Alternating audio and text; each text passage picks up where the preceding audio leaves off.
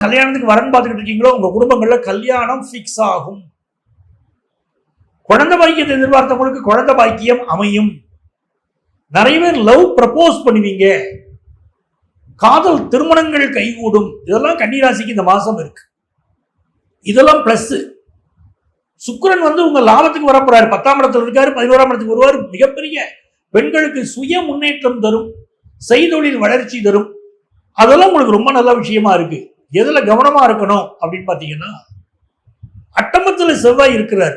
நெருப்பு விஷயங்கள், மின்சார விஷயங்கள், இதுல ரொம்ப கவனமா இருக்கணும். இதனால் சில பாதிப்புகள் வரலாம்.